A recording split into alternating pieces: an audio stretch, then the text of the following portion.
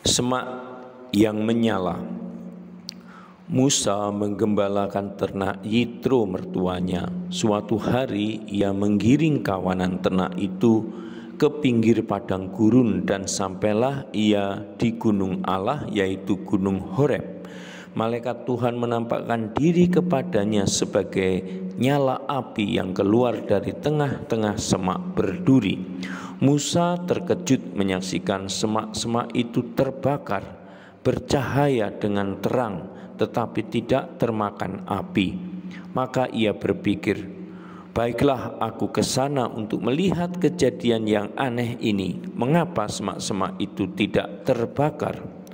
Tuhan melihat ia datang untuk memeriksa, maka Allah memanggilnya dari semak-semak dengan berkata, Musa, Musa. Musa menjawab, ya Allah. Allah berkata, janganlah datang dekat-dekat, tanggalkanlah sandalmu, karena tempat di mana engkau berdiri adalah kudus. Kemudian ia berkata, akulah Allah nenek moyangmu, Allah Abraham, Allah Ishak, dan Allah Yakub.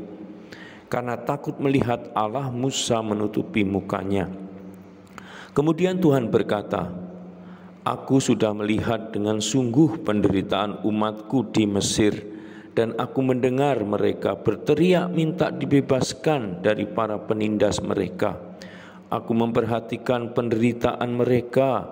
Aku akan turun untuk membebaskan mereka dari tangan orang Mesir dan membawa mereka keluar dari negeri itu menuju suatu negeri yang luas dan subur, ke negeri yang melimpah susu dan madunya, ke tanah orang-orang Kanaan.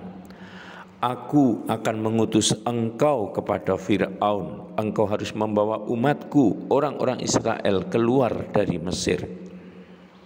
Akan tetapi Musa berkata kepada Allah, siapakah aku ini sehingga pergi kepada Fir'aun dan membawa orang-orang Israel keluar dari Mesir? Allah menjawab, aku akan menyertai engkau.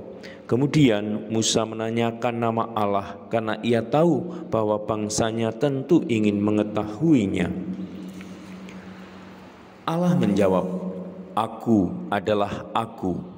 Katakanlah kepada orang-orang Israel, aku adalah aku yang telah mengutus aku kepadamu.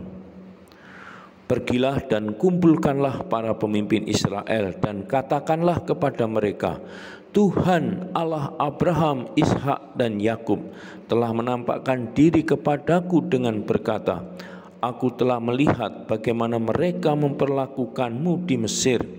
Aku sudah memutuskan untuk membawa kamu keluar dari kehidupanmu yang keras di Mesir menuju tanah Kanaan, tanah yang sangat subur. Mereka akan mendengarkan perkataan-perkataanmu. Maka bersama dengan para pemimpin Israel, pergilah menghadap Raja Mesir dan berkatalah kepadanya, kami telah berjumpa dengan Tuhan Allah Israel. Izinkanlah kami pergi selama 3 hari ke padang gurun untuk mempersembahkan kurban kepada Tuhan Allah kami.